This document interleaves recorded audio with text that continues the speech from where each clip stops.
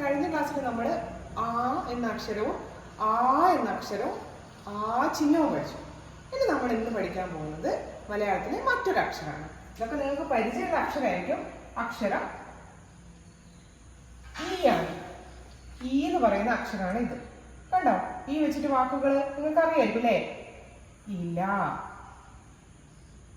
പിന്നെയോ ഇമ, അങ്ങനെ കുറച്ച് വാക്കുകൾ ഈ വെച്ചിട്ടുണ്ട് അല്ലേ? ഇവിടെ നിങ്ങളുടെ വാക്കുകൾ ഇങ്ങനെ കൂട്ടിച്ചേർക്കണേ. ടീച്ചർ കുറച്ച് എഴുതുന്നുള്ളൂ, നിങ്ങൾ അന്വേഷിച്ച് കണ്ടെത്തി കൂടുതൽ വാക്കുകൾ എഴുതണം ഈ വെച്ചിട്ട്.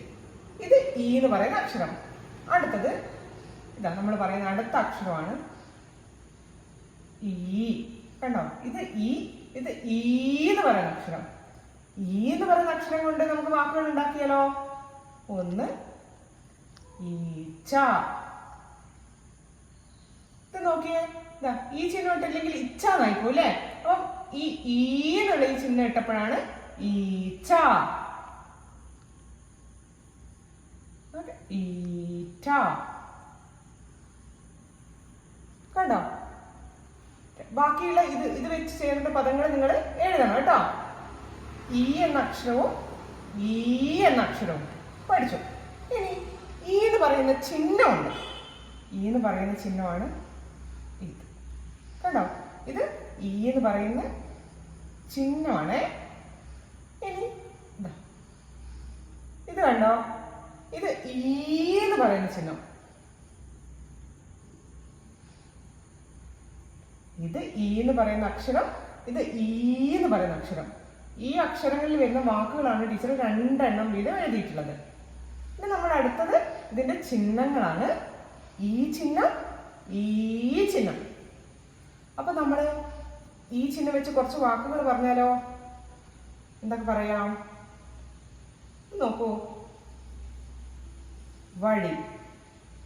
നോക്കൂ, ഈ വാ ഴ വെച്ചു ഈ ചിഹ്നം ഇട്ടപ്പോൾ അത് വഴി എന്നായി മാറി അല്ലേ? ഇനി മറ്റൊരു പദമോ?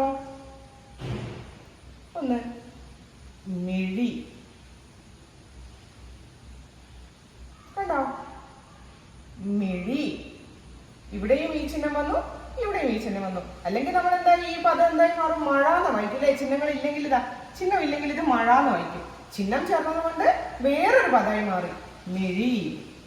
ഇങ്ങനെ നിങ്ങൾ ഈ ചിഹ്നങ്ങൾ വരുന്ന കുറേ പദങ്ങൾ താഴെ താഴെയായിട്ട് ടീച്ചർ കഴിച്ചു തരണം. ഇനി ടീച്ചർ മറ്റൊന്ന് പറഞ്ഞത് ഈ ചിഹ്നം. ഈ ചിഹ്നത്തിൽ നിങ്ങൾക്ക് ഇതാ വീട്. കണ്ടോ? ഈ ചിഹ്നത്തിന്റെ പ്രത്യേകത എന്താണോ? ഇതാ നമ്മൾ ഇവിടെ ഒന്ന് ഇങ്ങനെ ആക്കണം, ചുരുട്ടി എഴുതണം. വീട്. അടുത്തതോ